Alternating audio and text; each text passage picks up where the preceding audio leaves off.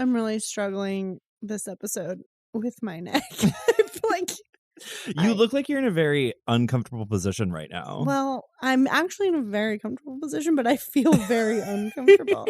I got a massage last weekend thinking like, this is good. This is going to relax me. I carry a lot of tension in my shoulders, and I don't know what happened, but I have been like physically disabled. Like someone hurt me. My neck is fucked. Maybe it was somebody who was like, who really actually wants to be a chiropractor, but fake medicine, ghost medicine. But honestly, like, don't you just want to like be put on a rack and just stretched out so all your bones pop back into place? I was like excited because I've never had a male masseuse before, and I was like, perfect. The power I need, just someone to just like grind my muscles into dust. Yeah, and then it turns out he may have incapacitated me physically. He was too powerful. I've been messed up always too powerful. He's got too much strength. It's not good. I'm sorry. It's not your fault, but oh my God, I feel like I'm dying. Like I'm sorry. Looking around like you've been like turning your whole body to like talk to me this entire day. I look insane when I'm trying to speak to people, and I just groan, and Mitch is like, what's wrong? I'm like, still just my body is fucked up. It's very fun turning 20 redacted turning Susan Jane Tanner. Susan Tanner, yes. It's very fun turning that age. We love to be that age. We love to be that age. They're so fun at that age. They're so fun. That's actually such a fun age. Like, honestly, like, you don't really feel like free until you turn that age. Until you're that age. Like when you get to be that age, you're just like wild, crazy, can't turn your fucking neck. Can't eat cheese, can't stay up after midnight, can't sleep past 7 a.m. Can't stay asleep. It's such a fun age. I love that age. Honestly, it's like, honestly, I haven't felt like this ever in my life. What is this feeling? So sudden and new. If you can't tell, we're solo this week. We're off on a wild fucking tangent already. But let's just, do you have any biz? No biz. No biz for me either, other than if anyone in New York can recommend me a fucking masseuse. I do not go to a chiropractor. Rip your neck apart. Do look into chiropractic medicine. It was invented by ghosts. It was invented by a man who said a ghost told him how to do it. Wait, really? Stop. Yes, chiropractic. Wait, no. Tell me all the tea. Okay, yeah. You don't have to be a doctor to get your degree in chiropractic. Yeah, that sounds about right. Chiropractical? I don't know. Chiropracticism. It was invented by a guy in the 1800s who was like, yeah, a ghost showed me how to do this. And it's just cracking backs. And like people go to actual doctors and they're like, I'm having severe issues. Yeah. And they're like, well, have you been to a chiropractor? They're like, yeah. Oh, that's why you're having like mini strokes, because your chiropractor fucked your body up. Oh my God. They're actually not, famously not medical doctors. Don't go see a chiropractor. Go see a massage therapist or a physical therapist. They can actually fix your body and are licensed to do so. They weren't influenced by the whisperings of a ghost. It's wild. Honestly, that makes me love chiropractic. Practory more, knowing that a ghost invented it. 1,000%. Like, honestly, I want all my medicine to be done by ghosts. Famously, chiropractics is like the Mormonism of medicine. Yes. Invented in the 1800s by a mythical ghost. Angel. A ghost angel. Please don't come for us, Mormons. Please. Oh, they famously love us after our Book of Mormon episode. Yeah, truly. Thousands. Okay. Let's get back on We're very big in Utah. I'm trying to speak directly into the mic because I have been read for filth by our sound producer. For the second time. For the millionth time by Mitch. He's like, well, someone talks into the mic and someone has some trouble doing that. Yeah. I'm the someone who has trouble. He said that at the Anthony's there will be an award for best mic technique. And I'm sure it will go to you, a person who's famously held a microphone before. Update. This is fun. So my younger brother goes to Mizzou, our famous, still credited university. University. And he recently auditioned for the summer musical. And is in like the final rounds. Shout out to him. Yeah. And if he gets it, he's not a theater major, he's a music major. If he gets it, he will have been in more musicals than me. And I love that for him. Honestly, like, that's great. Yeah, I'm not bitter about it. No, I think that if he does get cast, I think that you're legally like allowed to go back and burn down the Reinsberger. Oh, I mean, I'm going to go watch him slay and cheer for him. And then as soon as the show ends, I'm burning the place down. Mitch, strike that from the record. Honestly, okay, controversial. Okay, I'm ready. Should we go back, like the team? Yeah. Go back to Mizzou. Live broadcast from Mizzou after that performance. Yeah, 1,000%. Yeah. We're going to go get lit as hell. Yeah, at the Heidelberg. We're going to do double Long Beach teas. Listen, we're going to tell you about Mizzou. The University of Missouri Columbia's production of Beauty and the Beast. And we will be live broadcasting. You're going to love it. It's going to be amazing. That's our Patreon content. That is for Patreon. You will have to pay us at least $1 a month for that. The radio fees alone. Yes, I mean. All right, let's get to this week's show. Woo! Very topical. Very topical. We're covering hair. Yeah. This week. Long, beautiful hair. Flowing. Luscious. Pantene-esque. Brilliantine. Flaxen waxen. I'm just taking hair down to there. Shoulder length or longer. A toga made of hair. Gross. I love it. I do too. Sick. Okay. Honestly though, that song fucking whips. Okay. Like, I'm not even Here's waiting. what I have to tell you before we even get into this. Yeah. So, Connor, you knew hair before we decided to do this. At least a little I at least bit. like knew some of the music. I knew Aquarius. Mm-hmm. I knew Let the Sunshine In, and I knew weirdly the song Hair because the viewers may not know this. The readers may not know this. Of course. I danced from ages 2.5 to like 20. Sure. And we did a medley of those 3 songs. Oh my God. Aquarius, Hair, and Let the Sunshine In. At what age? Because that middle is like school, maybe really early not high school. Appropriate. Yeah, okay. So had no concept that this came from a musical. Okay. I truly did not know what this was from. I thought it was a hilarious song about hair. I love that. We had tie-dye shirts, classic. We had long wigs that we like teased out, and love a wig tons moment. of hairography. Fully middle schoolers, and my dance team, you have to like audition for it, whatever. We would perform at halftime shows at basketball games for like around the state. Would go to like Mexico, Missouri's basketball, high school basketball game, and we were like, okay, time to fucking jazz walk out onto the gymnasium and dance to a hair medley. Oh. Incredible. I've asked my mother to send pictures. We will be posting them on our Instagram. Please. Yes. Oh my God, that is amazing. So incredible. I had that hair in a wig, and we would have to like it was disgusting by the end of the year. We would also then do those dances at recital in April. Yeah, of course. So it was like from, when does basketball season? Like December. Mm-hmm.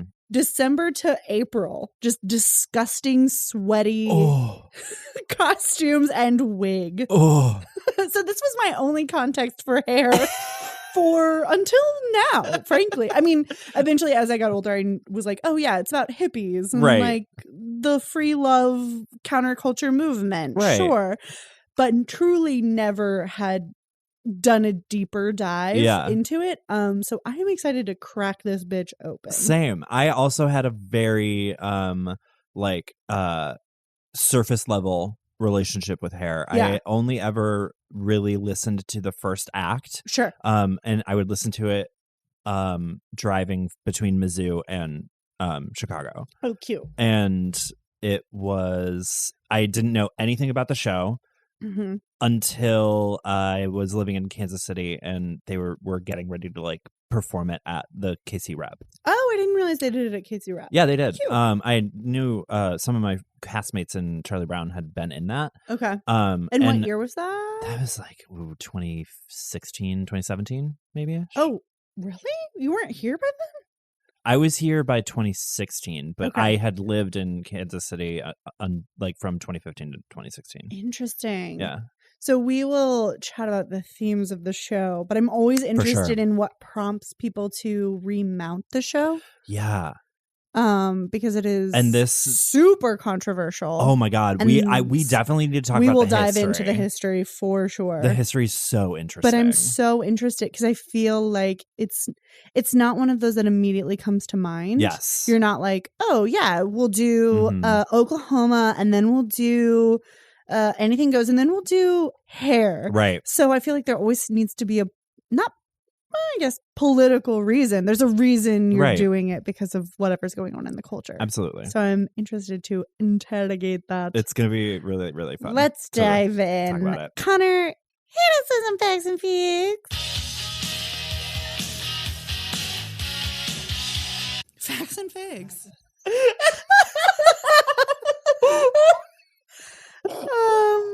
Amazing. Oh my God. You guys. The drop. I'm elated. Our sound engineer Mitch has decided to do live drops for us, seeing facts and figs. After truly years of us calling for a facts and figs bumper, he has now created one for us. And I'm so I love it. Happy. I'm like literally this is gonna be the highlight of every record. Yeah, that was the best thing that's ever happened to me at all. And today has been rough. So that was the highlight of my day. So Hair is a musical with music written by Galt McDermott and lyrics and book by Jerome Ragney and James Rado. The production history is like kind of long and fraught. It originally aired fuck me. It originally was off Broadway at the Public in October 1967.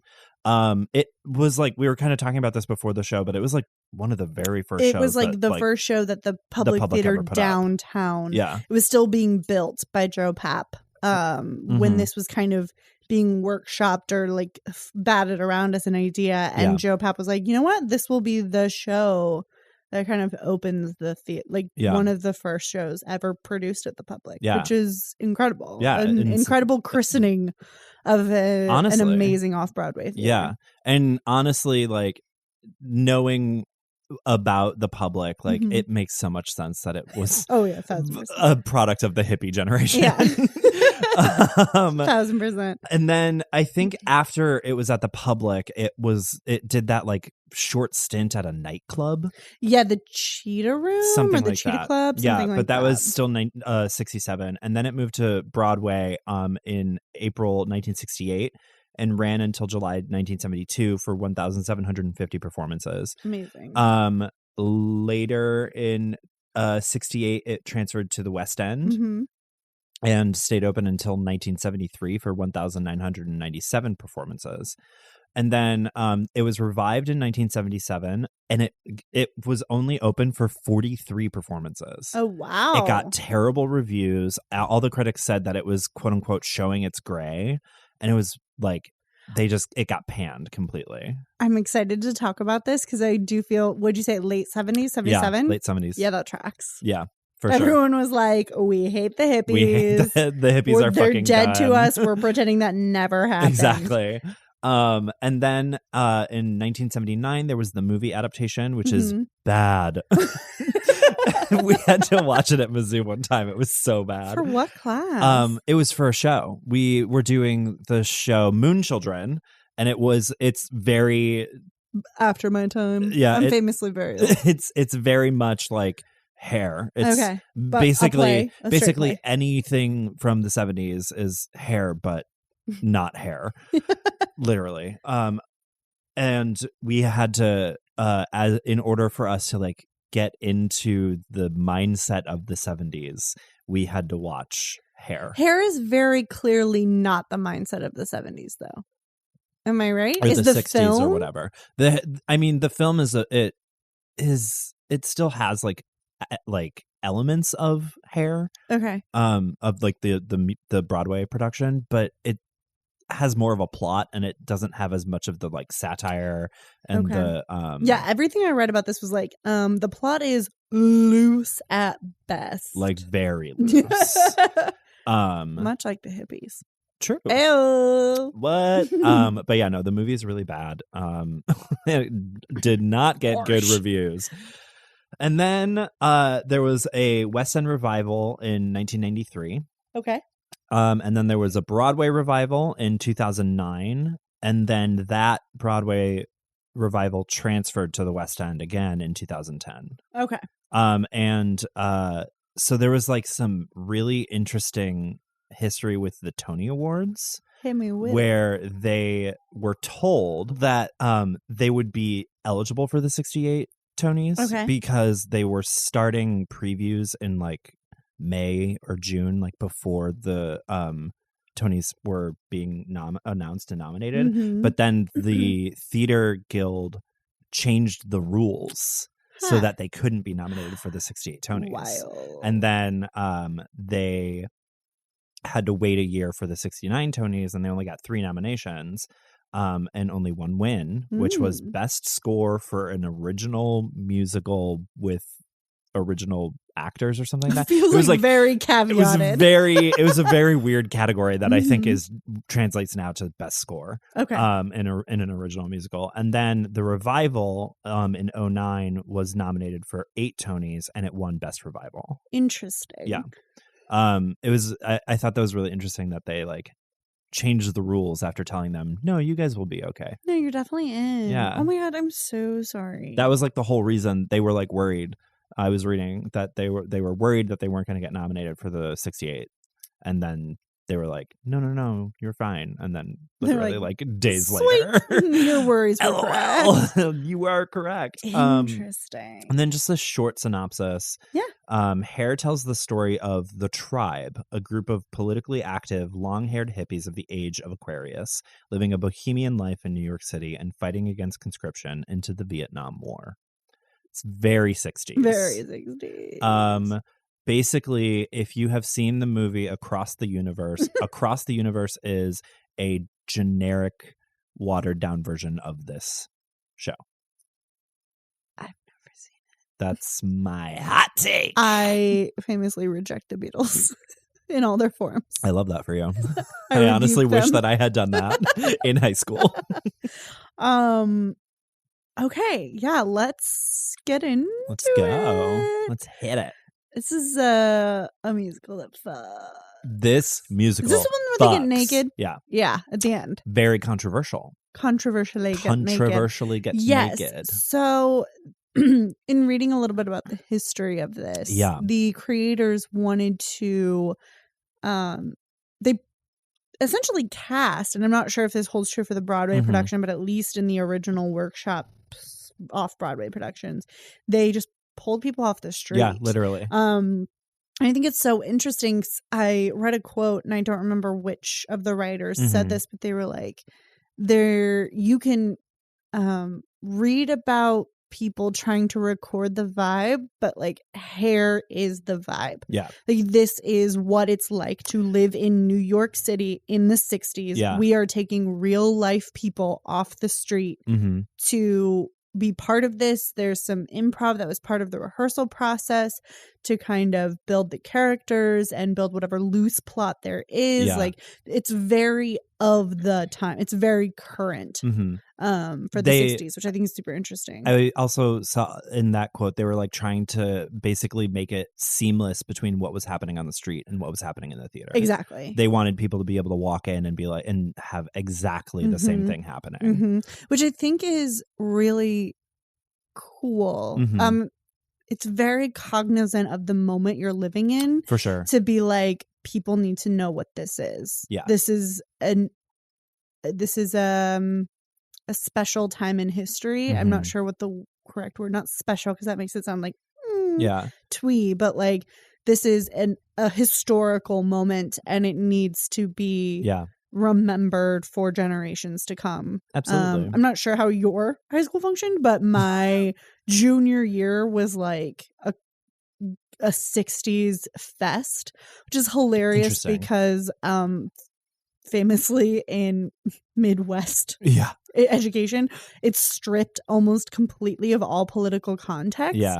So you're learning about the Vietnam War and you're like, yeah, it wasn't, people didn't like it, but we're not discussing why we're there. Right. No one's discussing like how it was.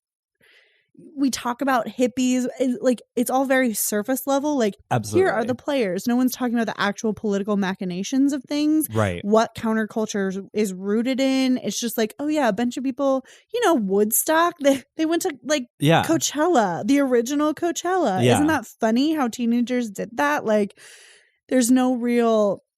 Obviously, it doesn't benefit high schools to discuss the anti-war movement. The like political activism that was happening during that time like we period. briefly touched on Kent State and Sure. like, yeah, people got shot, but like why? Right. And at the time you don't question it because you're like, whatever, I have to pass this AP final. Like, so who gives a shit? God. But like I remember Fucking reading blast my ass back to 2011. I remember reading, we like read books from the 60s in lit class and then we'd go to social studies and then or like history and then we'd have to like learn more about the 60s. Right. I'm like, for the full semester that we had where we were inundated with the 60s, we truly learned nothing of any real substance. So this musical's super wild, especially, and you and I kind of chatted about this via text, but in the context of today. Yes. And what's going on.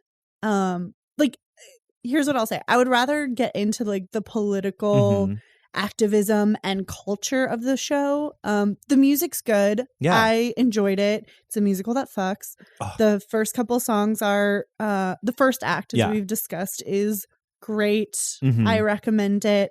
The second half, I lose my attention a little bit. And I think this comes back to the fact that the lesson we learn every podcast episode, it is musicals are famously a visual medium because take a drink, mark that on your bingo sheet. Thank you.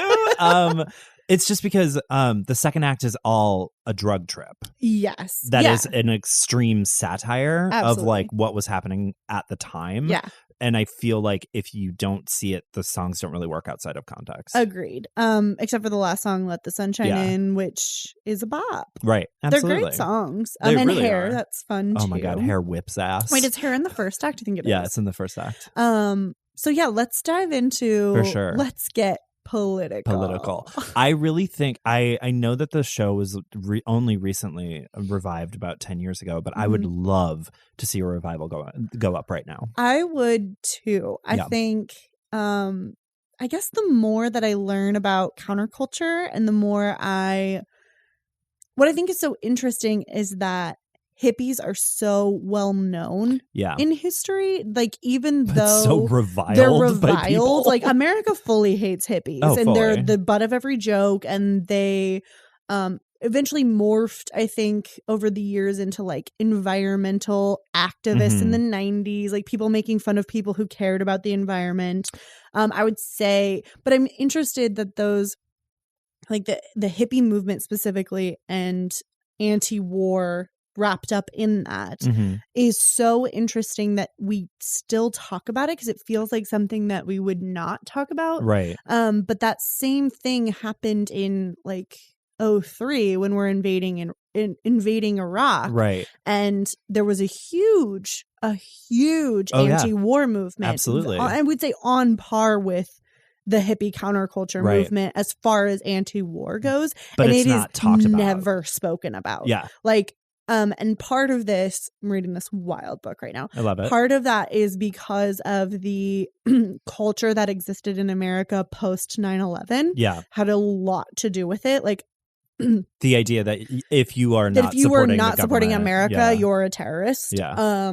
And so the anti-war movement. You mean Fox News was just but it was everybody. It was MSNBC. It was NBC. Oh yeah, absolutely. It was CNN. But there was also a specific like news organization that was out there saying all of these people are unpatriotic. Absolutely. But they're the only people who gave it coverage. Right. Like, and I think part of it is also that I came up in high school. So I was in high school from, I guess, 2005 to 2009. That sounds right. So I was freshly, like, we weren't even out of the Bush administration by the time I was in high school. So there's no real hindsight on what that looked like. But I do think that the anti-war movement of like the early aughts got extremely shut down by the public as a whole because of because it was considered unpatriotic. Right. And I think hippies still were considered unpatriotic, but most people didn't like the war. Obviously there was a draft, right? So and the Vietnam War is really interesting. We talk about this in journalism history, in that it was one of the very first wars that was this is we're getting into it. Sorry guys, it's not this always happens when it's just you and me. I know we're not making many jokes right now, but like the Vietnam War was a really different war in the way that it was covered by journalists, in that it was one of the very first wars that was like covered so heavily, where people were actually like, they had cameras on in battles. You're seeing war. The war was literally being broadcasted into people's homes, and that had never happened before. Yeah. And because of Vietnam, they had to make a change in the way that journalists cover the military and cover wars, which is now where we get the standard today of like them being embedded with the a military group and then going out into zones. But because of Vietnam, it was broadcasted into literally everybody's living room. For sure. And I think it was probably the first war. It's sort of not the Twitter effect, but kind of where you're like hearing all sides at once, sort of. And the effect is that people are seeing a war where there's no clear reason for us being there. Yeah, for sure. And I think, like we're fresh off the heels of World War II, which is very clearly like we were attacked, Hitler, although famously we were not going to get involved until someone provoked us. But you can go back and sort of whitewash the history and say, yes, there was a very clear enemy and that's why we got involved. And then we got into Vietnam after Korea, the Forgotten War. Yeah. And we're all just kind of like, wait, what are we doing here? And the bigger question is, why aren't we winning? Right. And it's just such an interesting political atmosphere. Oh, for sure. Combined with the rampant use of drugs. LSD and marijuana. Thank you, hashish, for creating my personal bucket list. I wanted to read this quote from Wikipedia. Okay. And it's talking about like the movement, just so like people can kind of understand why time is a flat circle, and all of this show is extremely relevant to today. So the quote reads, "The youth of America, especially those on college campuses, started protesting all the things that they saw wrong with America: racism, environmental destruction, poverty, sexism, sexual repression, violence at home and in the war in Vietnam, depersonalization from new technology, corruption in politics. Contrary to popular opinion, the hippies had great respect for America and believed that they were the true patriots, the only ones who genuinely wanted to save our country and make it the best it could be again. We can be better." Yeah. Better things are possible. So like that is one of the reasons why the show feels so present to today. I think especially in the light of the 2020 elections, the Democratic primary right now, it's truly a nightmare. You're literally pitting making things normal versus making things better. And as though that doesn't like immediately identify who I am supporting. But I feel like everybody probably knows. I mean, I truly pop off about it at any given moment. But I do think it's really interesting. Like at some point, people accuse you of, trying to be divisive or trying to be too radical. And you're like, it's not that I'm radical. It's just that I think that things can be better and I want a better way forward. Absolutely. For us in the future. And I do really identify, obviously there are things about the counterculture movement that were like not applicable today. Right. Absolutely. But I do think that I it's less of a joke now to me. Yeah. I think hippies have been a punchline for so long in our media, Absolutely. in even learning history. I was a that's a costume. Right. I was a hippie for Halloween once. Absolutely. And it was just like wearing little round colored glasses, which would Mhm. make me very cool in Bushwick today. That is correct. A tie-dye t-shirt and like bell-bottom jeans. Yeah. And then you just like do a peace sign. Also, all very popular in Bushwick today. Yeah, 1,000%. Yeah. But you don't like know what a peace sign, like why were people flashing Right. peace signs? Why is that a thing? I don't know. Yeah. It's just so interesting to revisit the 60s It is. and the countercultural movement Yeah. today as a redacted year old. Exactly. No, yeah, I totally agree. Like having the mindset and the like bandwidth to look at it is very, very interesting. So the show starts with all of the people in the audience, and then they all sort of coalesce onto the stage very slowly, and they sing The Age of Aquarius. Love it. Very beautiful song. And also, we're all into astrology now. correct. Culturally relevant. I mean, like when I'm reading about the show, I'm like, literally the 60s and 70s are back. Yeah. Like we are all obsessed with astrology. Truly. We're all it's a very politically fraught time. Yeah. Like time is a flat circle and we are all We're back just in the gonna 60s. keep making the same mistake. Basically. But one thing that I found really interesting was like what the Age of Aquarius means. All right. I looked into this, and it's an astrological age that lasts for 2,160 years. So we are still currently in the Age of Aquarius. Okay, I love that.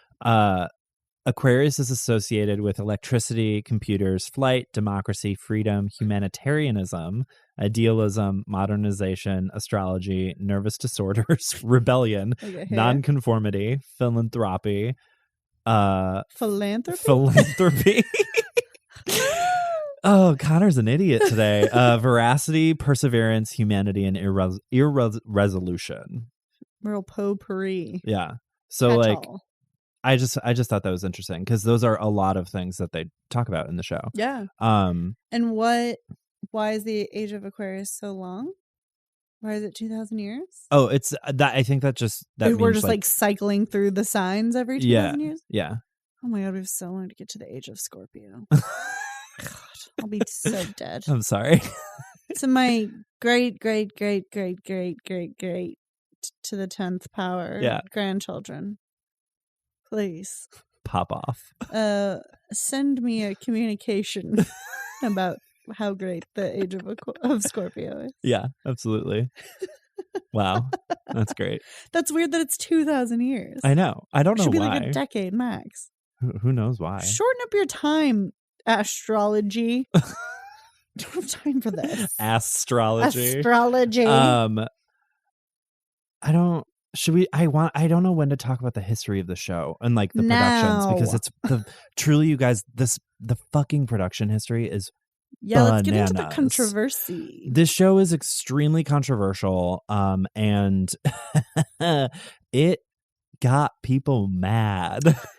I can't imagine that people were mad at hippies. It's famous. They've never been before. They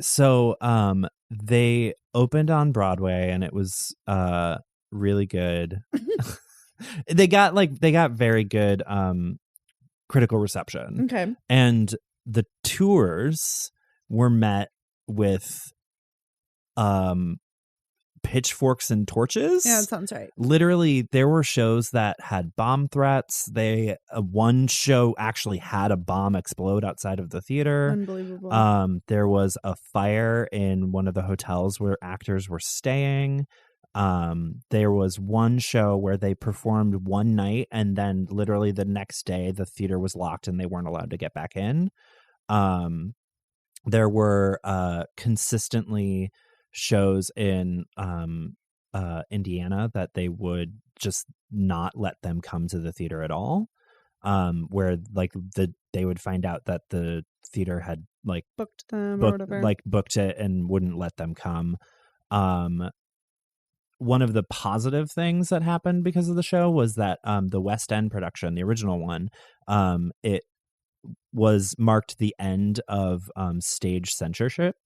Because of the nudity scene, they wouldn't put it up until London or the UK passed an act allowing that to happen.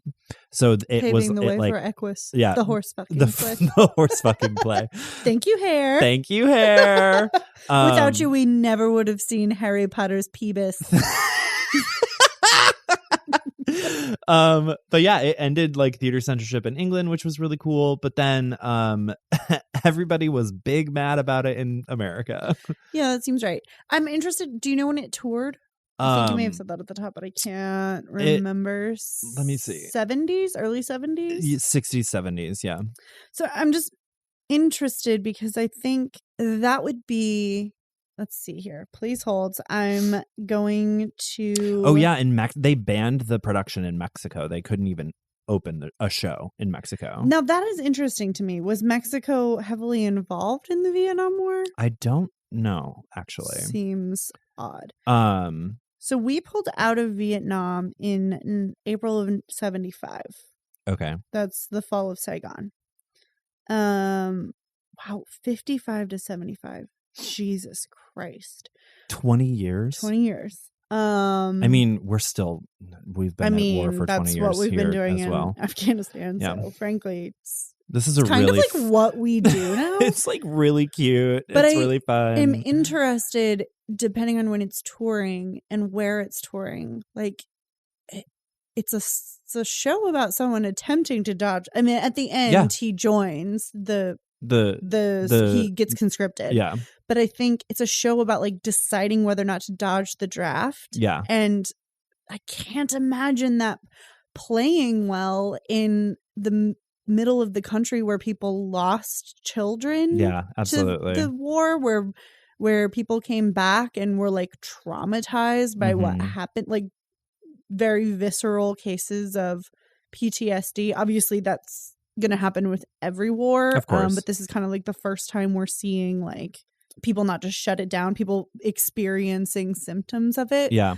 That are impeding them from functioning in society. And so I am not surprised that it doesn't get a warm reception. I'm not saying it's right or wrong, but that doesn't, depending on when it's touring nationally, I'm sure that is painful to a lot of people. It's a stain in the memory of one of the many stains of America's history. And I think that depending on when this toured, that would have a very incredible reaction among some people. Absolutely. I mean, it's just kind of crazy because like I knew that the show was kind of controversial mostly because of the nude scene. Yeah, that's what I would have assumed all of the controversy would come from, because I didn't know the loose plot. Yeah. And, like drug use, whatever. Everyone wants to pretend they hate drugs or whatever. The war on drugs didn't really pop off till the 80s, but that's true. People weren't like, super into it in the 70s, I guess.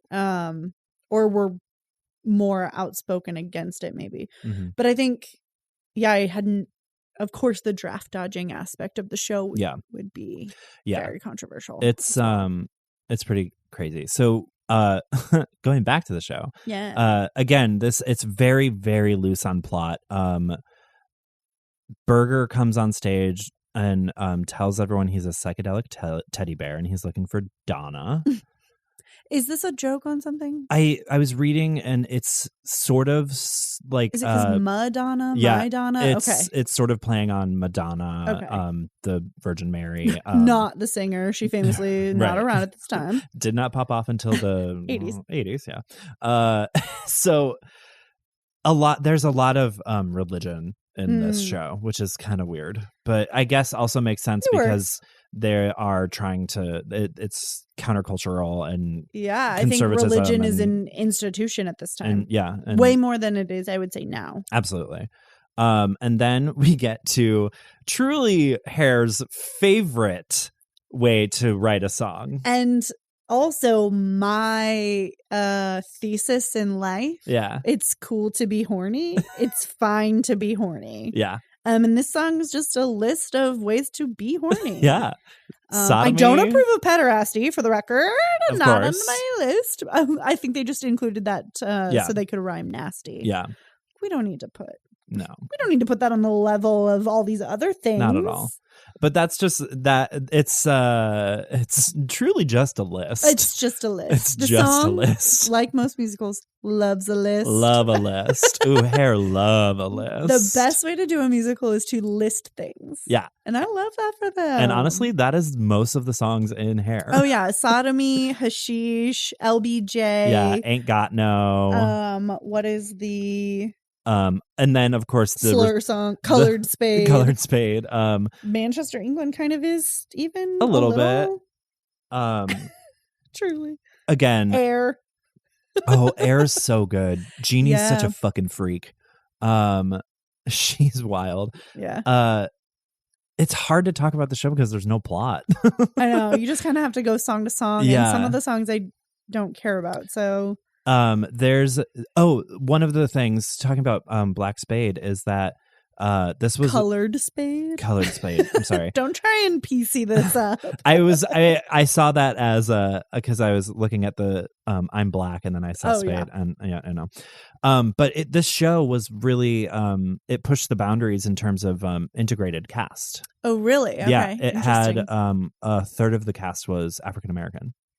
And unheard of in the 1968. 60s, like that was a big fucking deal. Of course. This show is also like really big for race because the characters who were African American weren't portrayed as slaves or servants or what a concept. What a concept. They were treated as equals, which was like which was unheard of. Something we frankly still have trouble doing today in film and television. Absolutely.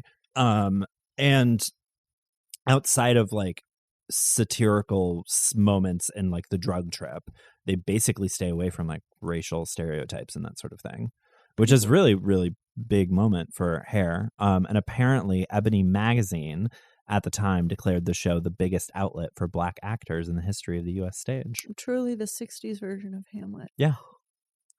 Except that they weren't playing slavery.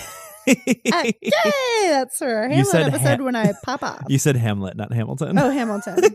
Hamlet, famously a musical about slaves. Yeah. Okay. Oh, wait. I still have the Vietnam War pulled up on my Google. That's not what I want. I want Hair. When you're looking for information about this, do not type in Hair Show. I'll just show you to like hairstylist shows near you, which is particularly unhelpful when you're looking for the musical information. So as a lot of the early songs in the show are like introducing the characters of the tribe. Yeah. Until you get to about Air. Is when they start getting into the satire of the show. Yeah. And I think of the musicals that we've talked about that are semi-satirical, this one is really strong. Lays in. It does not pull any punches. Yeah. And which is what you need with satire for it to work. I agree. So you have Jeannie talking about Air is all about pollution and environmental destruction, which was one of the things that the hippies were constantly fighting about. Hear that? We've been doing this since the 60s. The fucking 60s. We've been doing this for almost 60 years. Yep. Just about. And they go on to do a skit where members of the tribe dress as Claude's parents, and he gets his draft notice. Yeah. So like this is when you kind of start getting into the plot a little bit more. He is now starting to struggle with what does he do with the draft notice, and it goes on, and everybody else starts burning their draft cards. Yeah. And he pretends to, but he actually is burning a library card. Okay. Symbolic. And it's again, this entire show is about Claude's struggle with trying to decide, do I join the draft or do I dodge it? Yeah. And one of the going back to the religion theme, it's sort of casting Claude as a Christ figure in the show. Because again, at the end, he does actually go and join the draft and goes to Vietnam. And it turns out that at the end, while the characters are singing "Let the Sunshine In," you realize that Claude is dead Yeah. because he died in the war. In the war. Truly a wild show. It's heavy. They added "Let the Sunshine In" to lighten to it. like make the show happier. While we reveal that he's dead, we're gonna sing this really fun song. Yeah, it's great. We gotta talk about the song "Hair." Oh my god, it's so good. This song fucking beautiful whips. Yeah. This song is so good. Apparently, the whole point behind the long hair was that it was supposed to be like the sign that you rejected, like conservatism and America and like all of these things. It's still kind of like that. Yeah, absolutely. And it was like which is wild that we're still like mad about men having long hair. But it's such a good fucking it's song. great. It fucking bangs. Here is the part that I remember most from my dance days. Yeah. Oh, say, can you see my eyes? If you can, then my hair's too short. I love it. Incredible. Yeah. Again, a lot of the lyrics in the show are very simple. Mm-hmm. Though I would recommend, if you're going to listen to the show, having like the lyrics in front of you. Yeah, same. Because it's a little easier to follow. It's a lot of it is the tribe sings a lot together. Yes. Which is meant to be the point. Yeah. But it can be hard to understand. It can be hard to understand what they're saying. I think the revival is easier to understand than the original Broadway cast recording, and part of that's probably just improvements in technology and microphones, but and mixing, etc. But I do think that the revival's a little bit. If you're not familiar with the show, I would recommend that, and then that like just to get the and also have the lyrics in front of you, and that can kind of help. The other thing I read about this was that in some productions the songs are not quite always in the same order because the structure is so loose. Yeah. So sometimes the order gets a little mixed together. Or maybe it was that the off-Broadway production differs. I know that the off-Broadway production definitely differs from the Broadway production, but it's like some productions the songs are a little they made up. a ton of changes between off-Broadway and Broadway. I'm classically. Sure that they did. But actually I was reading that they made the plot even looser for Broadway. Yes, yeah. They were like, fuck a story. Yeah, it had more of a story off-Broadway. Yeah. Wild, right? Well, I think and I do think that they were really, it's so funny reading about this because it feels like now if I were reading about a show that did this, I would roll my eyes. Yeah. Very performance art. It was one of the writers, and I'm sorry, I don't remember who, studied very classical theater, wanted to be a musical theater writer in the style of Rodgers and Hammerstein, was like fully golden age musical bitch. And then the other guy was basically like a Tish freak who was like, let's do experimental theater, and convinced this fucking golden age guy to be like, let's get weird. And they did. And they did this psycho very of the moment. Now I will caveat this and say I think performance art sometimes misses the cultural moment and is trying to do something outside of itself, whether that's good or bad. But there's something so interesting about trying to capture what's going on in the moment that you live in that I really admire. Yeah, absolutely. And they did that really well. I keep coming back to that where I'm like, it's cool that they saw that this was important, that they felt that this needed to be recorded, and that they made the plot even looser because they were like, listen, we got a lot to deal with. We're going to take out some of this story and we're just going to fucking let it fly. Yeah. It reminds me a lot of Godspell and the fact that it's like told via the structure is very loose. I mean, Godspell does tell a story of Christ. Another musical that I have only heard because I danced to one of the songs and don't know any of the other ones. But it does tell a story of Christ, and it is very much of the ilk of like the 70s, where a tribe, people coming together to tell this story in an ensemble way.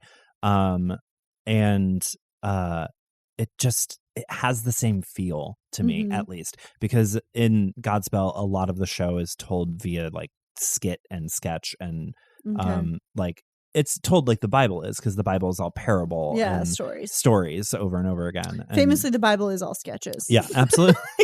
The Bible, sketches and bits.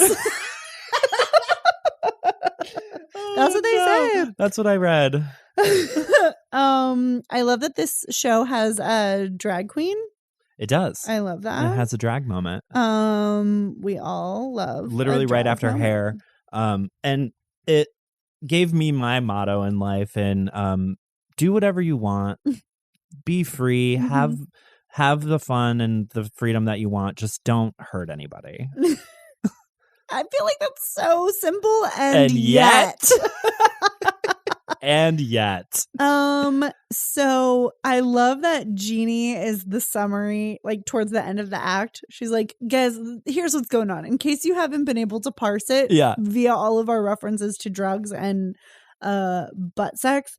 I'm hung up on Claude. Sheila's hung up on Burger. Burger's hung up everywhere. Claude is hung up on a crossover Sheila and Burger. At one point in the show, Claude and Burger like make out. Love that. Yeah, it's very funny. Burger, Wolf, and another tribe member play satiric tribute to the American flag as they fold it, which I'm sure played well. Oh, absolutely. Across America. It was that song is like really supposed to make fun of the blind patriotism to American flag and symbols and yeah, you know, things that are definitely not relevant today. At all. I have thoughts. Hey, Meryl, do you think that if we had lived in the 60s, we would have been hippies?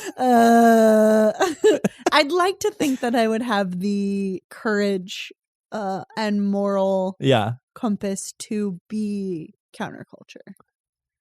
I think some people probably were just like, whatever, my friends are doing it, and that's fun. I like to have my hair long, but I think the people who legit were like, things can be better. I'd like to think that I would have that attitude. I don't know. I do too. But it's interesting because I think we grew up under similar circumstances. I think the people who were coming of age in the 60s grew up under post World War II America, where we were just getting like fed a lot of America is a great hero narrative. Yeah. And you and I grew up under post 9/11 America, which is very not we're the victim, but like we're stronger than our enemies. Yeah. It's less like celebratory of our victory and more like we're a nation. And if you don't support the flag, then you are a terrorist. Exactly. And it's an interesting culture to grow up in, but I think the propaganda is very similar. Yeah, absolutely. And I think again, we're looking 20 years out, right? So like mid 40s to mid 60s, about 20 years, 2001 to 2020, we're looking at about 20 years. And I think 20 years hindsight is creating some interesting, I keep saying interesting, but like, I don't know a better word for it. It's creating conflict in ways absolutely where people are like, okay, I grew up under this and now I'm kind of coming of age and hearing other sides and looking at things at a different angle and questioning the things I always assumed to be true. Of course, there are people who never assumed things to be true, people who have experienced authoritarianism. Yeah, you've got people that were always questioning authority and people who like questioned it later in life, but they're part of a similar movement. And I think the comparisons are similar. They're there. I mean, they are there. You can draw parallels. You can draw parallels. Again, time is a flat circle. We're doing the same things over and over again. But it really is interesting. One thing that I find interesting is that while we are sitting in this very political moment that's very similar to the 60s, there's not as large of a like cultural movement, I feel. Yeah, I think here's what I will say. And I'm so sorry to do this. We can cut this if we hate it. I think there is a class element to that. Okay. Where our safety net is not as large as the safety net that, or straight up doesn't exist in the way that it did in the 60s for the hippies. Yeah. Say what you will about the government of the 1960s. I'm not saying it was good, but I am saying that the rich paid their fucking taxes. I'm saying the class moment that people existed in. Again, there were obviously class stratifications. There was a middle class in the 1960s. Absolutely. That frankly doesn't exist now. No. And I think that people that are our age, that are on the precipice of, I don't know, I talk about this a lot. Of course. But it feels like we're sort of paralyzed in this moment because it feels like our jobs are on the line. And if our jobs are on the line, it's not like, oh, we'll just get another one. It's like you're homeless. I don't know. I'm sure that's the case in the 60s too. But also I feel like something about the class warfare that's been going on since the 80s has rendered people unable to come together as a community in the same way. And so it's not like, I mean, I think we have that like in very small amounts. Like our friend group is sort of a community. Were something to happen to one of our friends, obviously all of our couches would be made available. Right. We'll spot you like till you get back up on your feet. But I don't think that exists in at a large scale for a lot of people. And so it feels very like you have to do everything on your own. Yeah. I don't know. I would love to read more about the hippie counterculture movement now. Yeah. And after listening to Hair. Yeah. Yeah. And see like what that moment was like and what inspired it and why people felt comfortable enough to like literally people would just like drop out of college, live in squalor and just live in a van. How are you doing that? Be politically active. And well, they didn't have thousands of dollars in student loans. Debt. I don't know. I'm so there have to be some of the same conditions, but it feels like we're very alone in this moment. And it feels like you can try and convince people to, I guess, quote unquote, fight the power, but at what cost to them? Right. And when does it, I mean, that's what solidarity is, right? That's why we're organizing. We're trying to build a grassroots movement. Right. We're trying to rebuild the communities that I would say have been sort of devastated in the last 20, 40 years. But yeah, I'm so, I admire a lot of the hippie movement that for sure. the commune aspect of it. I'm sure I'm just gonna get roasted for saying these things, and I mean, like, feel badly doing it. But I'm just like, it's so foreign, not foreign, right?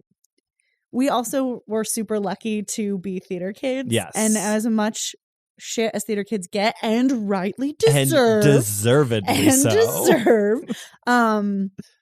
There is, oh God, this sounds so cliche, but like there is a real, you're choosing your family sort of vibe to, I think, a lot of people who come to theater. And so I think that's more in our nature, like to be there, not more in our nature. That's rude to say, but it feels normal to us to be able to extend that hand. Like, here's the thing. We all get into theater knowing that we're going to be poor. Right. I think everyone kind of, agrees, signs up for that that major. And they're like, if we're lucky, one of us will hit it big and maybe feed us like once a month.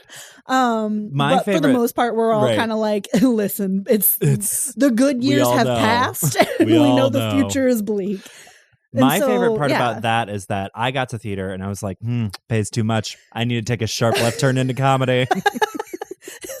Who needs drama when I can just do open mics I can literally pay. I can pay to perform. So I feel like we all kind of come in and know, and I think obviously emotion and accessing your emotions is part of liberal arts and part of the art scene. Sorry, this sounds so like hoity-toity. I don't mean it to be, but I do think that our industry is cutthroat, but something about collegiate. I guess when you go to a college program where it doesn't actually matter. You're not actually getting a real education. Right. You sort of develop a friendship. Yeah. Anyway, Wild we how that created a works. community where I think that informed at least some of my own personal beliefs, which are that if someone calls you in the middle of the night and says, I need something, you do that for them. Exactly. And obviously that comes from other parts of my life too, but I think theater really helped solidify that. Yeah. I slept on someone's couch for an entire year during my senior year of college because I was like going through a major depressive episode and couldn't be in my own apartment, and my friends, like, no questions, were like, well, yeah, you'll just sleep here and we'll make sure you get up and we'll make sure you go to class. Absolutely. And I think that sort of attitude is missing from this political moment. Yeah. I don't think it's operating at a large scale. And I think a lot of that is because of this narrative that you're not the bootstraps narrative, because that's obviously been part of America's history for quite some time.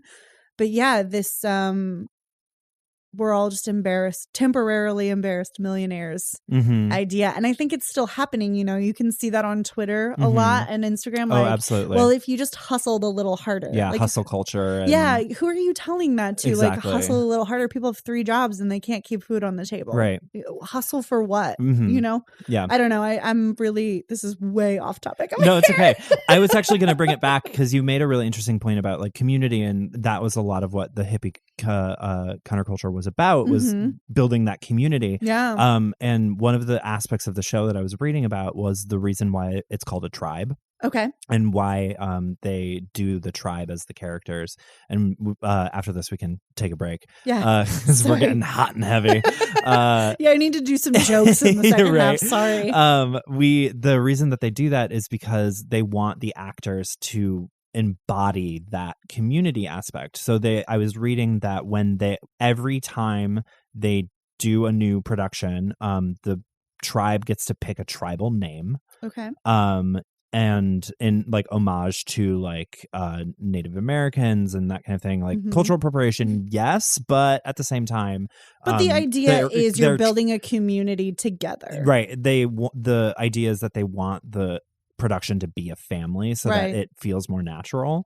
And then I was reading that they do specific exercises and like programs within the show to break down barriers and build bonds of trust and kind of like get people more closer and open-minded throughout the entire production. So like tech and actors all do this so that they can of the strongs and the talents. So that they can create that tribal community, that they can create that feeling, so that it then transfers on stage, so that the actors feels more like they're moving as one organism as opposed to multiple. And I thought that was a really interesting concept to try with a show. Yeah. I mean, we hear about the baby boomers, but famously no one talks about hair babies, which are all the babies that happen after the cast fucks for an entire run of a production. And I think it's important we recognize the hair babies, people born of just the giant orgies that productions of hair. Because as we said at the top of the show, this show fucks. Should we take a break? We should take a break. Let's take a break. We'll be right back.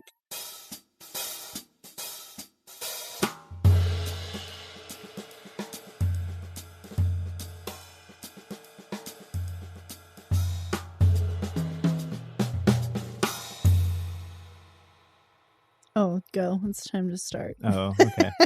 I guess when Mitch says go, we have to like go off. I think that means it's time to pop off. Act 2, we're back and we're going to do jokes now. Yeah, we're done talking about politics. We spent fully a 30-minute break just like going off. We fully I said to Meryl, I was like, I did not realize when we picked this show how triggering and hard it would be to talk about. Yeah. There's not even Nazis in this show, literally, and I'm still like struggling. Still popping off.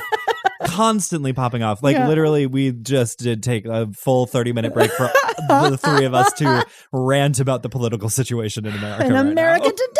today. Wild. All right. So basically, what you need to know about the show, again, it doesn't really have a plot. But before, what has essentially been going on since Claude got his draft card is that he's kind of like going through the process of being drafted. He's going through it. He's like going to the interviews. He's doing the physicals and that kind of thing, which leads us into Act 2 after the famous nude scene. Yes, I see now at the end of the Wikipedia entry for Act 1 is the tribe emerges naked.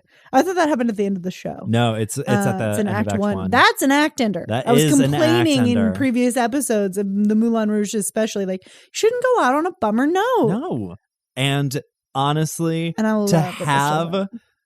actors walk on stage completely Full naked, bush. full bush. You know there was full bush because It's it's a show about the required. 60s. That's right. That is correct. That fucking whips ass. Yeah, it does. It whips. That whips ass. It whips Looking like so a much goddamn ass. Ari Aster film. Just naked as Could hell. you imagine going to Broadway and getting full view of Gavin Creel's peen? Peebus. Look at that little peepus. It's just peeping at you. That's what I want. Amazing. That's what that honestly. Show me Gavin Creel's penis. Yes, that. But also, this Siri, is the show problem. me Gavin Creel's penis. Please don't. She'll find it. This is the problem with Broadway today. There's not enough nudity. Thank you. I've you. been screaming it from the rooftops. Literally, we did it with hair, and everyone was like, "Okay, cool, we're done." Excuse No, me. Dear Evan Hansen, nude. Hello Dolly, nude. Nude. Caroline Interchange, nude. Sweetie Todd, nude. Kinky Boots, Nude. And loses canceled. something. Nude and canceled. They stole that Tony from Matilda. Beetlejuice, Nude. That's right. See, we promised more jokes, and, And here they are. They're bad. Did you like that? Did you like that we stopped doing jokes? You really wanted this? Our bad jokes back? So as You little fucking freaks. fucking freaks. So as the beginning of Act 2 is starting, Claude is coming back from his draft interview, and they make fun of that. They recreate it. There's like a blackout moment where the tribe is just like singing about being in a blackout. Weird. Like, oh my God, I blacked out last night. No, like I or think the lights go like up. the New York City blackout. Oh, okay. Wasn't there like a famous blackout in like the 70s or something like that where the Yes. entire city went down? Yeah. I think it's like that. Okay. Um Yeah, and- famously, gonna happen again. Because our energy grid is whack. Happened in California literally last it's year. very, very bad. And then it's important to note that now we've reached the drug trip portion of the show. Yeah. So Berger and Claude go on a little hallucinogenic trip. A little trip. So what it basically is, it's really so much happens in this trip. I like read like literally. Yeah, he's just like role playing war. Yeah, basically. From like all the wars. He's doing all the wars. The like literally it takes 2 very long paragraphs to describe in the Wikipedia article. I'll be honest, I zoned out trying to read this part of the show and then zoned out listening to the music, and I was like, I don't know what's happening. Yeah, it's starts with the song Walking in Space and then goes until about I think Visions Starshine. continue. Yeah. Yeah. So let's just give the highlights. Okay, so it starts with basically he is dropped into Vietnam. Mhm. He's hallucinating that he's being dropped into Vietnam, and then he sees. So we start with like the beginning of American history with George Washington, and it's he's fighting the Indians, Mhm. and then Grant appears, and then there's Ulysses S. Grant. Sorry, and then he starts like a roll call, and then Abraham Lincoln appears, but he's played by one of the black female tribe members. And he starts Ulysses S. Grant starts roll calling all these like famous Americans, Civil War era, right? But then not even, because I see Aretha Franklin is in John is Wilkes listed. Booth, Calvin Coolidge, who's outside of that era, Yeah. Clark Gable, who is funny because very outside the era, but was in Gone with the Wind, so still is So kind is of the era. Scarlett O'Hara. Yeah, but Scarlett O'Hara's the character, not the actor. Clark Gable's an actor, and Scarlett O'Hara, but he played opposite the character Scarlett O'Hara. That's very funny. Aretha Franklin. Okay, shout out. Shout out. We love beautiful gowns. Beautiful gowns. Colonel George Custer. And then Claude. And then Bukowski gets a shout out. Yeah. And then there's a but part, he couldn't make it. Just gets a shout out. He just gets a shout out. He doesn't appear. He's just shouted out. And then there's a part where African witch doctors come in and kill all of the people who have just been... Except for Abraham Lincoln. And then Lincoln recites a modern version of the Gettysburg Address. Mm-hmm. Which is the song "A.B. Baby." A.B. That's what it's referring. I was like, what is this name? A.B. Abe. Okay. Abe Lincoln. I'm with it now. And then Booth comes back to life and shoots Lincoln, but Lincoln, again being played by an African American woman, says, "I ain't dying for no white man." So then it continues, and we have an homage to the monk who set himself on fire in protest of the Vietnam War. Where monks come on and one of them is set afire. And then we have Catholic nuns come in and kill the monks. And then astronauts kill the nuns. Sure. And then Chinese people stab the astronauts. Sure. And then Native Americans kill the Chinese people. Okay. And then 3 Green Berets come in and kill the Native Americans. And then they kill each other. Oh my God. This is a bloodbath. Yeah. Literally a bloodbath on stage. Truly the end of Hamlet here. And then... they see parents talking to a suit, telling the suit that they're proud of him as it's their son. And then all of the bodies from the massacre that you just witnessed on stage rise up, and they begin to play war. Like kids, like little kids play war. And then it gets really violent and they kill each other again. And then finally the trip ends with a Shakespearean speech about the nobility of man set to music. Oh man, that's I would really love to see the sequence, but talk about fucking satire. Like, Jesus Christ, it is. Wow. I just let me tell you. So the thought of war really fucks with you. Yeah. The number one rule of doing hallucinogens, from what I hear, of course, you got to be in a good headspace. Yeah. Claude is not in a good head. Yeah, Claude, right? Yeah. Claude is very specifically in a bad headspace. Bad headspace. Contemplating going to fight in a war feels like maybe not the time to do shrooms. Yeah. But in my opinion. From as far as I can tell, he might not have known, because Berger said it does seem like Berger he gave him laced a joint. That was laced. Yeah. So he thought he was just going to get stoned and then got fucked up. So tough. It's tough. You never want to have a bad trip, from what I hear. From what we hear. From all sources. This is not about personal experience. I wouldn't know. The only trips I take are vacations. And I don't even take those. I haven't been on one in quite some time. I would love to see the mountains. Beautiful gowns. Beautiful gowns. Beautiful mountains. Yikes. We're getting a lot of references here. Some killing, a lot of murdering, some Crusades references, ray guns, astronauts. It's Green Berets. I mean, I guess I don't understand, but I mean, it is supposed to be about the violence of war. Oh, yeah. It's satirizing. It's been generational. Yeah, time absolutely. immemorial. Listen, I talk a lot of shit about America, but we're not the only civilization that's done terrible things to other civilizations. Not that takes that doesn't take us off the hook. That doesn't absolve us. Yes, absolutely. But it is unfortunately a thing that people have done for generations. Absolutely. And it's something to consider. And this is one of the reasons why the show is this is also one of the reasons why the show was considered so controversial, was because it was portraying an acid trip, number one, and number two, because the acid trip is extremely critical of the government's choices at that time. Wow. and still today. News flash, you don't have to do acid to be critical of the government's choices. You just have to have a podcast and pop off. My brand. I was going to say something else about this. The acid trip? Yeah. It's a dirty little war. Dirty little war. They rise again and comment about the casualties in Vietnam. I felt like this was a good point to kind of bring up the one of the legacies of this show. Yeah. Besides the obvious one of it being one of Broadway's first rock musicals. Yes. This is paving the way for Lord Andrew Lloyd Webber of to course come through with Jesus Christ Superstar. Yeah, absolutely. We love.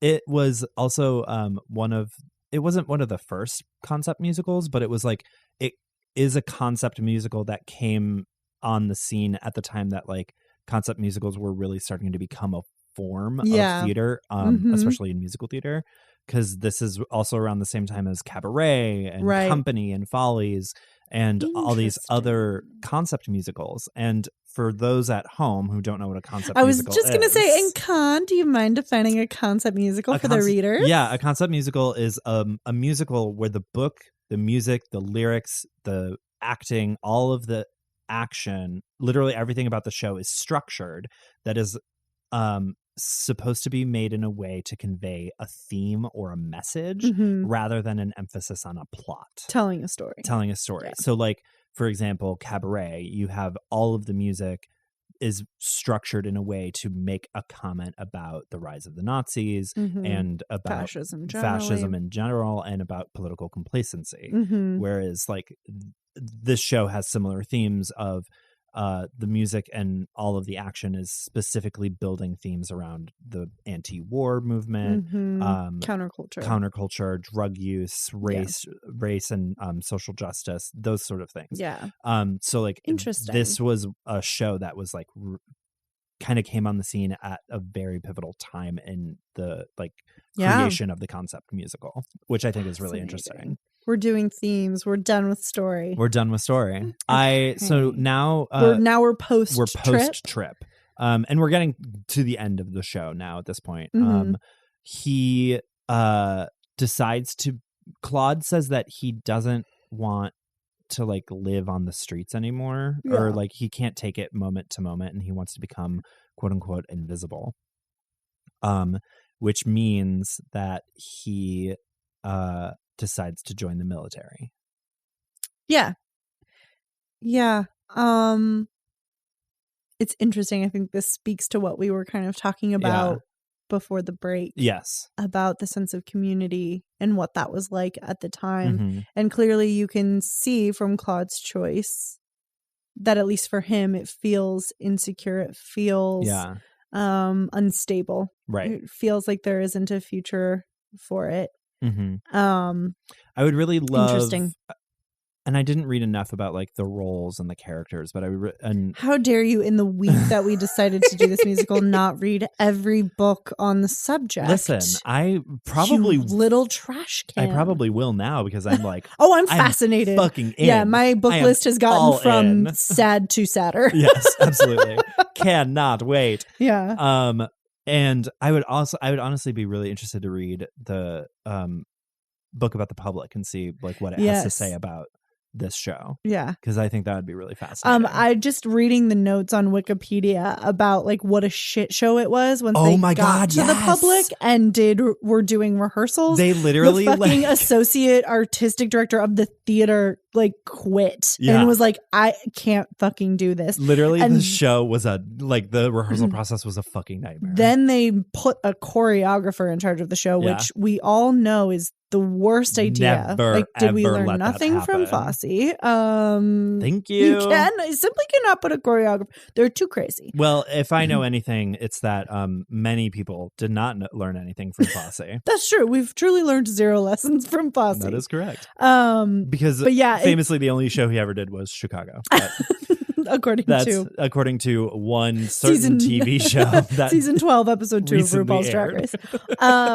But then during the final after the final dress rehearsal, Joe Papp himself wired the assistant director who was hiding in Washington and said, please come back. And he did. The rehearsal was that much Such of a a disaster. nightmare. He was like, we got to have somebody in charge of this, which I fucking love. It's crazy. And it only ran at the Public for 6 weeks, Mm-hmm. which is super interesting. And then it moved to the nightclub. Yes, the Cheetah. They he wants to be invisible. He wants to be invisible. Sheila sings my favorite song in the show, Good Morning Starshine. Good Morning Starshine, the Earth Says Hello. Yeah. Was a line that I knew because of that horrible remake of Charlie and the Chocolate Factory, Willy Wonka. Yeah. That Johnny Depp starred in. Oh my God. Yeah, he does say that. He greets the children and says, Good morning, Starshine. The Earth says hello. Yeah. And like, my friend and I used to quote that to each other all the time because it was so insane. Yeah. I had no idea it was a song. Had no idea that it. I forgot about that line. Wild. I blocked a lot of that movie out.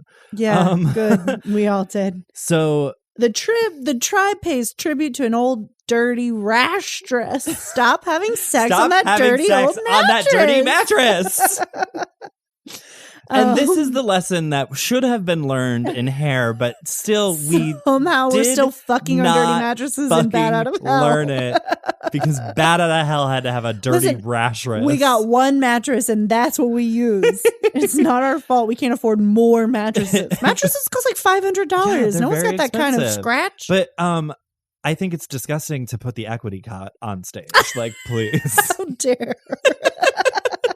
Can we keep that backstage? Oh my God.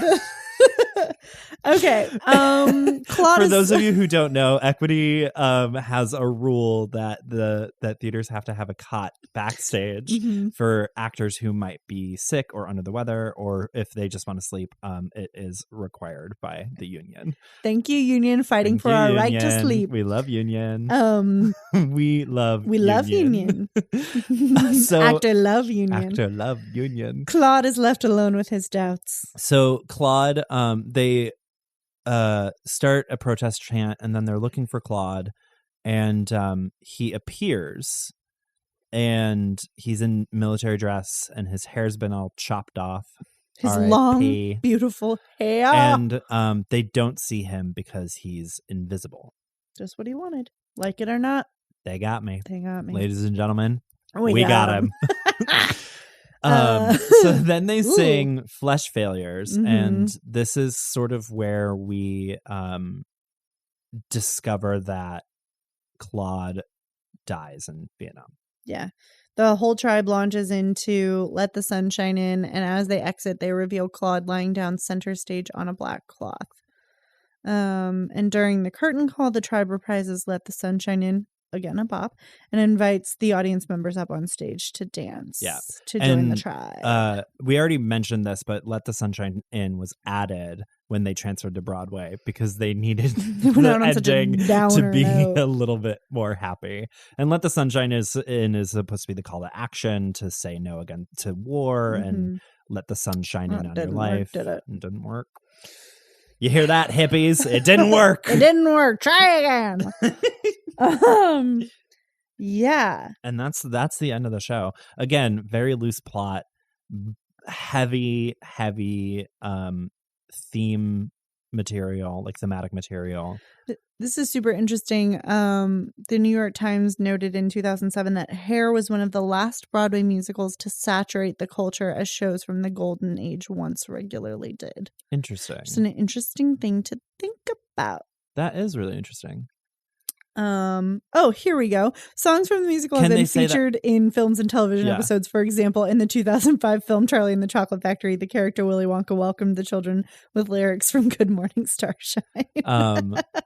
I wonder if they can I wonder when the New York Times wrote that, because 2007. Oh yeah, that was before Hamilton. Yeah. Well, yeah, I mean, they're right. They saturate right. the culture. Yeah, I would agree. Hamilton did that. I want to say Rent, but I don't think Rent I feel saturated the culture in the same way. Yeah. That I think it just was big in like the youth theater movement. Yeah. But it's hard to like, I'm imagining the pervasiveness of Hamilton, but with this with hippie musical. a hippie musical. Super interesting. Well, I think also that probably plays into the fact that the musical itself was about literally the time that they were living in. Yeah. So like that's It's probably what people were talking about. it's what people were talking about already. Mhm. So like it makes sense that it would be so pervasive in the culture. Yeah. Huh. I just also wanted to go back to thinking about dancing to these songs. Yeah. And having truly no context for what they were from, what they stood for, what they were Absolutely. even fucking talking about. That Let the Sunshine In is essentially like a funeral dirge. Yeah, basically. And we were just like 12-year-olds bopping. It's very much the everybody's singing the I Dreamed a Dream. I Dreamed a Dream at Yes. Marie's Crisis. Like you okay. But I just wanted to say I like my dance teacher, like the studio dance, it was great. I'm so glad that I went. But Yeah. we always had a theme for recital. And one year the theme was yeah, like, we did too. it was like jungle themed. And so like Okay. a lot of the songs, obviously, you know, animals or jungle or whatever. Right. And she wanted to, and we always had like a title for the show, right? It's like Celebration or Stepping Out or whatever. And that year she wanted to title it Janet's Girls Gone Wild. And because she just like didn't have a concept of that. And we all had to be like, oh no. No, you can't. You can't do that. She was like, well, why were we like, we can't be the ones to tell you what Girls Gone Wild is, right? It was like 2006. Oh my So God. funny. I'm just like having a TV. flashback now of like how we had to be like, you can't call the show Janet's Girls Gone Wild. That's copyright infringement. And that's why. That's the only reason why. So yeah, of course we were dancing to Hair. That's hilarious. With no Hair fucking hilarious. context for it. I'm Hair sorry, that was hilarious. really bad. We will be posting as soon as I can get those pics. I'll post them on please. the Instagram. Fucking God, I want to see those. Yeah, you do. If I could get footage, you better believe I'd be showing Hell it, babe. yes.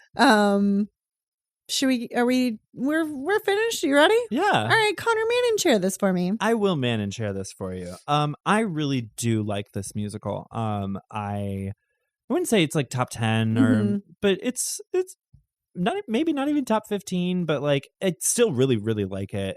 It wasn't like formative for me or anything like that. Have you ever seen a production of it, or do you just like the music? I just like the music. I've never been able to see it on stage. I would love to see it on stage. And I'm mad that I missed it when because I left Kansas City before it went up. Yeah. I would really I would really love to see a production. I think that it's really kind of cool to like read about the show and like we've been saying, the history is really interesting and wild and fucking fucked. Fucking totally fucked. But I think it's a really cool way of sort of an in on like what was happening in that time period. Which I also love reading about history, so like that's right up my alley. I think that it's a rock musical that works. Okay, speak on that. I mean, it did create the form of rock musical. I think the music is really fun. It is. It's very 60s. It's a radical when you think about what's coming out around that same time. Yeah, that's a radical departure. From what's rock musical is apt. Yeah, for sure, absolutely. And yeah, I would really like to see a production of it. And like I said, I think that I know that we only just had a revival about 10 years ago, but I think that given the current political and cultural situation that we are in now as a nation and as a global community, I think it is very prescient. And I would love revive cabaret like every 5 years. Absolutely. Can't we revive Hair? Absolutely. Can't we revive Hair? I feel like now is the time Connor, to pop you off. And I are going to revive Hair. We are going to do it. You heard it here first, folks. Meryl, man, and share this. Love Act 1 Act 1 is great. and Let the Sunshine In. Yeah, Will add those, the highest compliment I can bestow. of course. We'll add those to my Broadway playlist. Love that. Are you ever gonna like release that? I mean, it is public on Spotify, Okay. but I did the thing where I initially signed up for Spotify via my Facebook. Oh, And then when I deleted my Facebook, it like yeah. now I'm like user 128766942. I was wondering why I can't- couldn't find you. I can't change it. I've Yeah. tried and it's like, oh, sorry, you'd have to like completely reset your Spotify. Yeah. That's just a lot of work, and I the get algorithm already knows me, and I've made so many playlists, and so I don't want to. I certainly could give out my user number, Right. Or or we can just like we can tweet I can it. link it. You can link it on Twitter and stuff like Follow that. me, user 1241980. I just thought that would be like a little fun. Yeah. What's your Broadway playlist? I will I will get it together and at some point put it in the show notes. Maybe on this episode. That'd be fun. Anyway, those songs would definitely make it onto my Broadway playlist. I think that the second half is a little bit harder for me to get through. Part of it being you do need to have those lyrics pulled up. Yeah. And I do think famously theater's a visual medium. And I would love to see a staged production of it. This show, just talking about the show, chatting with you about it, brought up a lot of capital F feelings. Capital F feelings. And made me realize that I want to read more on the culture at the time once you interrogate my knowledge of it a little bit more and really round out my feelings about it. But I think I'm just so incredibly impressed. I've said it multiple times, I think, during this record that they had the forethought to say what we need, what's happening right now is a moment and it needs to be captured and recorded for posterity so that there is a record of what it was like to be alive, to be a New York City performer in 1966 and what the vibe is. And the show is a vibe. The issues that we're all dealing with, the feelings that we're all having, the moral conundrums that we find and quandaries that we find ourselves in, espousing this belief that you are counterculture, but seeing the flaws sort of before they we were talking on the break a little bit off mic about what the 60s counterculture movement turned into in the 70s, and that the drug use got a lot worse, and that people sort of fell out of the free love aspect, and it was just more hedonistic, I think, and a little more selfish, more pleasure driven than it was politically driven. And it's sort of what happened to the punk movement in the 80s and 90s. And I think that I would be interested to read more about that, and I would prefer to see it staged. I guess I won't watch the movie since you said it is famously bad. Oh, it's so bad. Don't do it. But Connor and I will be launching please fund our Patreon so that we can revive this musical. I liked it. I love some of the songs. It's the second act is a lot of like acid trip and group singing like really loudly. And so it's sort of hard for me to understand what was going on. A little harder to follow in the second half. Absolutely. And a little harder to follow overall since there's really no plot. Right. The wiki is wild. Definitely read the wiki. It's a fascinating show, politically fascinating to read about the history of it. Yes, this discussion brought up a lot of feelings for me. Oh my God, I'm gonna have to recover from just speaking about this. I think that like it's one of the things that we forget about a lot is that art is inherently political. Yeah. Good art especially is inherently political, and that is something that sometimes catches us off guard. Yeah. I think this discussion was really nice, and it was a chance for us to kind of work through what we're feeling in this political moment via a show that was politically relevant damn near half a century ago. All of that to say, hair good, me like. You should listen to. Definitely listen. And I invite political discussion because I think it's good to talk about. And I think that sorry to get societal. I think we need more of that in society. I think a real we shouldn't be politically cancel culture has occurred because we've stopped having political discussions. I do think to some extent because it's seen as like very taboo or like that's personal and we shouldn't talk about people's political beliefs because it's tough and it's a hard conversation to have. But I think it's really good and it promotes like more it's good to be open and communicative and so chat with me about it. Right. We shouldn't be politically complacent.